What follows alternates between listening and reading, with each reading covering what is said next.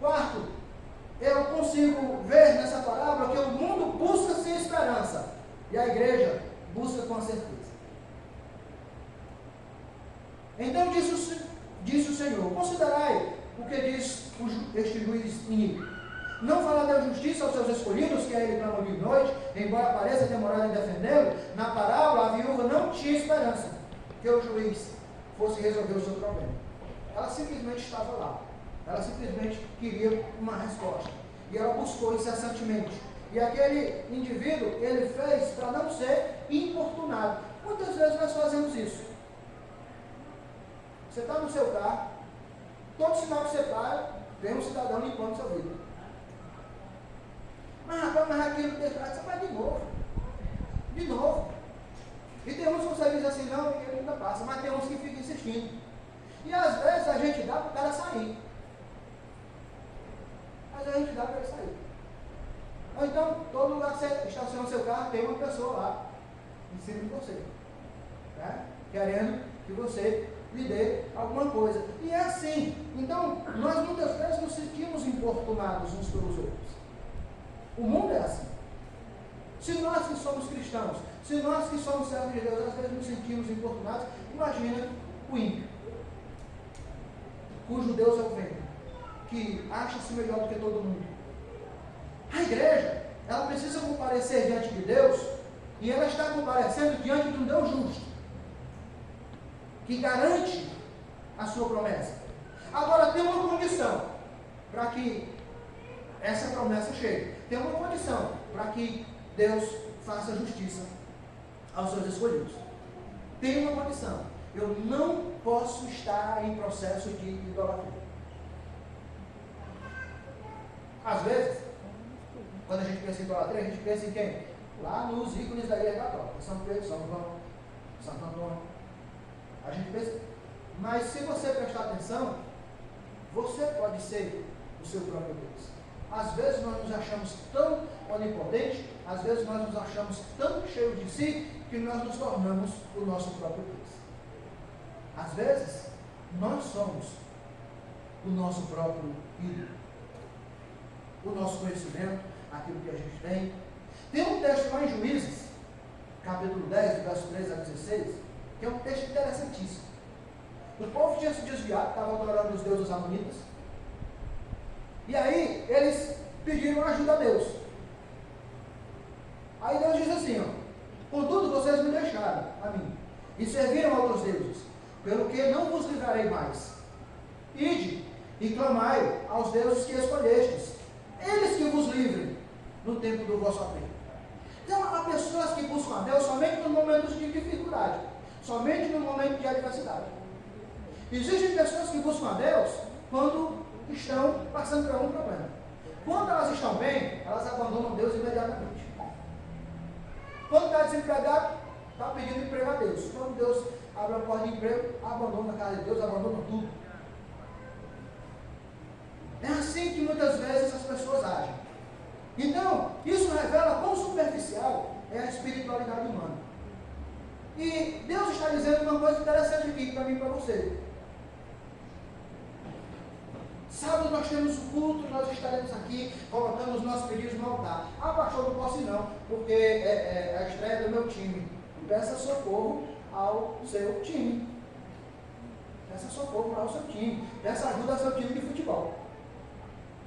Não, pastor, não posso ir para a igreja não, porque é o último capítulo da novela e eu tenho que assistir. Peça ajuda ao ator da sua novela. Quando você estiver com dificuldade, quando você estiver com problema, quando você estiver passando por tribulações ferrenhas, aí você pede ajuda lá ao acabar da novela. Pede ajuda a Rede Globo, pede ajuda às pessoas. É basicamente isso que Deus está dizendo aqui. Então, se está na hora, peça ajuda. Não é porque eu não posso ir por causa do meu namorado. Quando você estiver com uma peça ajuda ao namorado. Peça ajuda ao namorado. Peça ajuda. Peça. Que ele vai resolver esse problema. Então, irmãos, há critérios para a oração. Às vezes a gente ora e diz assim, poxa, eu oro, mas Deus não responde. Mas você está colocando os critérios que Deus estabelece? Você está colocando de fato os critérios que Deus estabelece? Pastor, eu não posso ir para o culto, eu não posso ir para o culto doutrina, eu não posso ir para a célula, eu não posso porque é dia da minha academia. Peça ajuda lá ao pessoal da academia, peça ajuda às marombas. Na hora do aperto. Clama as marombas. Eu preciso entender isso e aceitar. Isso aqui é uma verdade divina. Deus está dizendo que se eu não o sirvo, se eu tenho o meu coração em qualquer outro lugar que não seja Ele, que eu peça aquilo no qual eu coloquei o meu coração. É isso que Deus está dizendo. Porque onde estiver o meu coração, aí está o meu tesouro. Aí está o meu tesouro. Só que os filhos de Israel disseram o seguinte, ó. Não importa como eu esteja, não importa como seja o meu pecado, Deus é absolutamente maravilhoso. Mas o povo disse ao Senhor, temos pecado. O povo reconheceu o pecado. Faz-nos tudo quanto parecer bem. Porém, livra-nos. Ainda dessa vez, nós te rogamos. E aí o povo teve uma prática. E tiraram os deuses alheios do meio de si. E serviram ao Senhor. Então, meu filho, grave só isso aqui nessa pregação toda. Você não conseguiu gravar nada. Só esse pedacinho aqui desse versículo 16. Então, já não pôde ele reter a sua compaixão. Eu não sei como está essa versão aqui. Então, não pôde ele reter a sua compaixão, por causa da miséria do seu povo. Meu amado, quando você ajustar a sua vida no altar de Deus, Deus, a natureza dele é de compaixão. A compaixão de Deus está estendida para mim e para você. E por que ela não me alcança? Não é Deus, é você que está se desviando da linha da compaixão. Porque não importa como esteja a sua vida, quando você se alinhar com a vontade de Deus, meu irmão, a compaixão dele te alcança, a misericórdia dele te alcança, as bênçãos dele vêm sobre você. Por isso ele diz, se você me ouvir, se você me obedecer, vão vir sobre ti, vão te alcançar todas essas bênçãos. Você corre atrás da bênção e Deus está dizendo, me obedece. Você corre atrás de promessas, de igreja A, de igreja B, está dizendo, eu quero só que você me obedeça. Eu quero só que você se alinhe comigo. Porque a natureza de Deus, ela é compaixão. Ela não pode mudar. Deus não pode mudar. Nós aqui mudamos.